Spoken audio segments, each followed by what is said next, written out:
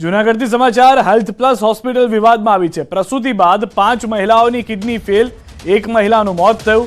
4 મહિલાઓ સારવારમાં હોસ્પિટલમાં ડોક્ટરનો પરિવાર સામે ખુલાસો। બોટલમાં ટોક્સિન હોવાથી તબિયત લથડી, જિલ્લા અધિકારીએ આપ્યા છે તપાસના આદેશ। તો સૌથી મહત્વના અને મોટા સમાચાર ગંભીર બેદરકારી હોસ્પિટલની, જેના કારણે બાળકે માતાને ખોવાનો વારો આવ્યો છે। અન્ય 4 માતાઓ જે છે તેઓની પરિસ્થિતિ ખરાબ હોવાની જાણકારી મળી રહી છે। પ્રસૂતિ બાદ 5 મહિલાઓની કિડની ફેલ થઈ ગઈ, જેમાંથી એક મહિલાનો જીવ ગયો, જ્યારે 4 મહિલા હજી પણ સારવાર હેઠળ છે। ડોક્ટર પાસે પરિવારજનો ધસી આવ્યા। ડોક્ટરે ખુલાસો કર્યો છે કે બોટલમાં ટોક્સિન હોવાથી તબિયત લથડી છે। હાલમાં જિલ્લા અધિકારીએ આપ્યા છે તપાસના આદેશ, જે જાણકારી મળી રહી છે તે પ્રમાણે।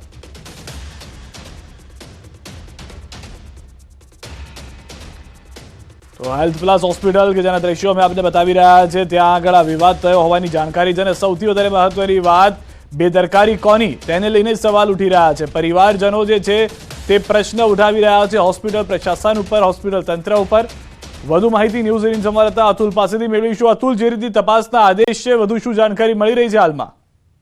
જી સિદ્ધાર્થ, આપણે ચોખ્ખું કીધું કે જે રીતે ટ્રસ્ટી હોસ્પિટલ છે હેલ્થ પ્લસ હોસ્પિટલની અંદર ડિલિવરી સમય દરમિયાન સિઝેરિયન કર્યા બાદ 5 જે મહિલાઓ હતી તે તમામની કિડની ફેલ જવાનો કિસ્સો સામે આવતા ચકચાર મચી ગઈ છે। આ 5 જે મહિલાઓની કિડની ફેલ થવા જેવી, તેમાં 2 મહિલાઓના અન્ય હોસ્પિટલમાં સારવાર દરમિયાન મોત થતા ખળભળાટ મચી ગયો છે। ખાસ જોવા જોઈએ તો આ જે મહિલાઓ જે છે તેને હેલ્થ પ્લસ હોસ્પિટલમાં દાખલ કરવામાં આવી હતી અને સિઝેરિયન કરવામાં હતું। ત્યારબાદ તેની છે તે કિડની અને અન્ય અંગો છે તે ફેલ જવા પામ્યા હતા। આ અંગે તપાસ કરતા જે જિલ્લા જે આરોગ્ય અધિકારી છે તેણે એવું કહ્યું હતું કે આ 5 જે 2 મહિલાઓ છે તેના મૃત્યુની પુષ્ટિ કરી હતી। તો બીજી તરફ હોસ્પિટલના જે સંચાલકો છે તેને છે તે આખો મામલો છે તે ટોક્સિન ઉપર ઢોળી દીધો હતો। ખાસ કરીને જે બાટલા ચડાવવામાં આવે છે તેમાં ટોક્સિન નામનું ઝેરી તત્વ હતું, તેને લઈ અને આ મહિલાઓ છે તે કિડની ફેલ થવાનો શિકાર બની હતી અને તેમાં તેનું મૃત્યુ થયુંનું હાલ જાણવા મળી રહ્યું છે। પણ આ સમગ્ર કિસ્સાની અંદર કોની બેદરકારી છે, ક્યાં બાટલા ચડાવવાથી થઈ હતી કે ડોક્ટરોની બેદરકારી છે, કોને લઈને થયું તે હાલ જે છે તે ચર્ચાનો વિષય બન્યો છે। પણ ખાસ કરીને ટ્રસ્ટી હોસ્પિટલની અંદર ઓગસ્ટ કે સપ્ટેમ્બર મહિનાની અંદર આ મહિલાઓની પ્રસૂતિ અથવા સિઝેરિયન કરવામાં આવ્યું હતું।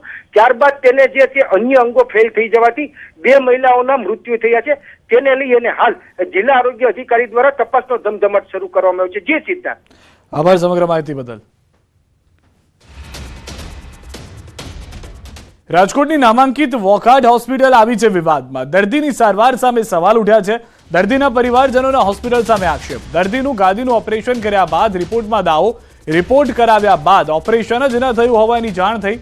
તબીબની ભૂલને કારણે યુવતીને જીવનભર શારીરિક સમસ્યા રહી ગયાનો આરોપ। ઓપરેશન બાદ યુવતીને ચાલવા બેસવામાં પણ સમસ્યા। 26 વર્ષની યુવતી ઓપરેશન બાદ સરકારી નોકરી ગુમાવવા મજબૂર થઈ। રજૂઆત કરતા હોસ્પિટલ સંચાલકોએ પાછી પાની કર્યાનો આક્ષેપ। દર્દીના પરિવારજનોના આક્ષેપ પર વોકાર્ડ હોસ્પિટલની સ્પષ્ટતા। હોસ્પિટલના સેન્ટર હેડ મનીષ અગ્રવાલની હાજરીમાં તબીબોની પ્રેસ કોન્ફરન્સ। ઓપરેશન કરનાર ડોક્ટર કાંત જોગાણીએ કર્યો દાવો, દર્દીના પગમાં ખૂબ દુખાવો હતો, આર્થરાઇટના કારણે શરીરમાં હતો દુખાવો। અમદાવાદના તબીબે એવું નથી કહ્યું કે ઓપરેશન નથી કર્યું। બીજા બધા ડોક્ટરોના આખા રિપોર્ટ અને એમઆરઆઈ પાછા કરાવ્યા તો ખ્યાલ આવ્યો કે ઓપરેશન થયેલો જ નથી।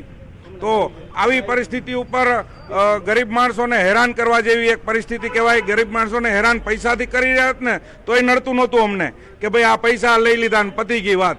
પણ અત્યારે હકીકતમાં પરિસ્થિતિ એવી છે કે એ દીકરી અત્યારે બેડ ઉપરથી ઊભી નથી થઈ શકતી, એની નોકરી એને ગુમાવી આ ડોક્ટરના હિસાબે। પગનો દુખાવો એવો છે, પણ કમરના દુખાવાને લીધે બેન પીડાય છે। એટલે મેં ઘણીવાર કીધું હતું કે કોઈ વાના ડૉક્ટરને સારાને બતાવો, પણ એની ટ્રીટમેન્ટ ઓલરેડી ચાલુ જ છે। અમદાવાદથી જે ભરતભાઈ દવેએ કીધેલું હતું ત્યારે એને દવા જ લખી દીધી હતી। એને એવું નથી કીધું કે કોઈ ઓપરેશન નથી કરેલું કે ઓપરેશન ફેલ ગયું હોવું, કારણ કે આખા દુનિયામાં 5% પેશન્ટોને ફરી પાછું ગાદીનું ઓપરેશન જરૂર પડે તો કરી શકવું પડતું હોય। અને ગમે ત્યારે તમે એમઆરઆઈ કરાવો, ગાદીનો ઘસારો આજીવન સુધી ગાદીનો ઘસારો દેખાય ને દેખાય।